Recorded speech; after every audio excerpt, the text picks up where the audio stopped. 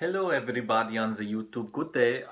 So today I wanted to talk about something a little bit different, or do something a little bit different. I know I usually do my drum covers, but I wanted to discuss something very important today. So I've been thinking about this for a long time, and I finally decided to put this on the YouTube video. So this I want to talk about air. So this might blow your mind. Okay, are you ready? Okay. Air is just a conspiracy created by governments to get people to buy AC units. And you might think, well, that's just crazy. That's a bunch of beans. But just hear me out. So I was thinking about this whole breathing thing, and I thought, wait a second. If this air is so essential for life, then how do fish live? I mean, they get along just fine without this air. And of course, we all know that the fishies, they breathe the water. They get oxygen through the water with their gills.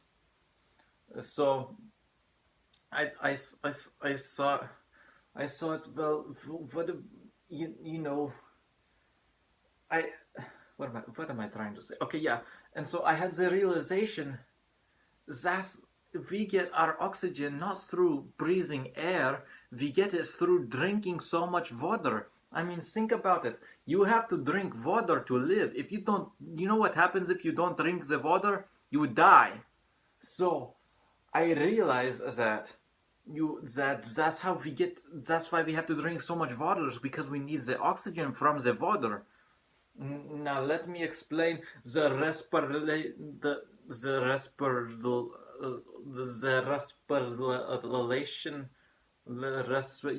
You know what I'm talking about. That process. So, if you want to call it that. So this is how it works. You drink the water, right? And the water travels down and gets metabolized and absorbed into this first section of the large intestine, or the small intestine. And then the blood takes that oxygen from the water to the cells in need, right? And then the cells give off the carbon dioxide. It's like, oh, hey there, Mr. Blood Cell. I want some oxygen, but I have this carbon dioxide left over. So if you want, I can give you the carbon dioxide, and you give me the oxygen instead. And the blood cell says, oh, that's a wonderful idea. I like that. Let me take the oxygen. Thank you, or the carbon dioxide. Thank you very much. We will see you later. And he takes the oxygen. No, I keep forgetting or getting confused. He takes the carbon dioxide and takes the blood cells, then takes the carbon dioxide to the lungs, where the CO2 is expelled. And I want to discuss one point. People always talk about, well, it's obvious that we breathe in and breathe out. I mean, but that's not what's happening.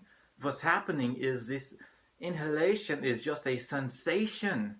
It is the sensation of CO2 filling your lungs from your bloodstream. Your blood cells are like into the lungs, and that's what that sensation is. The sensation of inhalation is just your lungs being filled from the inside with the CO2.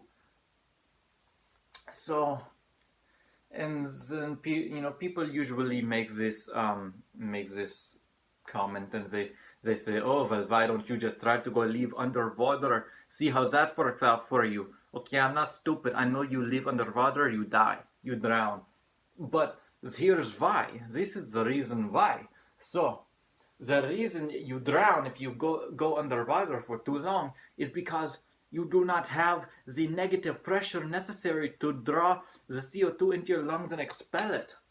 See, if you're underwater, you have positive pressure pushing in on you, and the water goes into the lungs. And if your lungs are full of water, your body cannot expel CO2. So the lungs are only for expelling CO2. You can't take anything in, or else you die. So, but out in this open, we have the negative pressure necessary to draw the CO2 out of our lungs, so we can into our lungs, so we can expel it, right? So that's how that works. It's kind of like a vacuum cleaner, sort of. You know how vacuums, it sucks things out, except for when you exhale. I know you have your diaphragm pushes it out, and so, but without the negative pressure, the CO2 cannot be drawn into your lungs. So, anyways, but I mean, this whole thing about the air is a load of noodle. It's a load of noodles. It doesn't make any sense. And think about this like this. We know that oxygen is so flammable, it's necessary for combustion.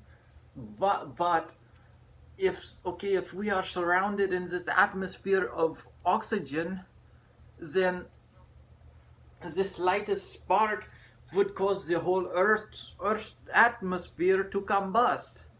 This does not make sense. We obviously are not exploding all of the time. Well, some of us maybe, but that's besides the point. But this whole we're fine. I'm making this video. I'm not on fire. So it just doesn't make sense.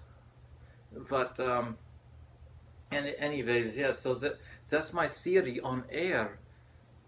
Well, I don't like to use the word theory because theory. Well, anyways, that's a different subject for a different day. But anyways, so I just wanted to talk about this. I hope that I was able to inform some people. I hope that you guys learn something from this. And go share with your friends the truths about respiration. Aha, there we go. But anyways, I just wanted to talk about that. So anyways, you have a good day. Try to be safe. This world is crazy. Try not to combust. Okay, bye.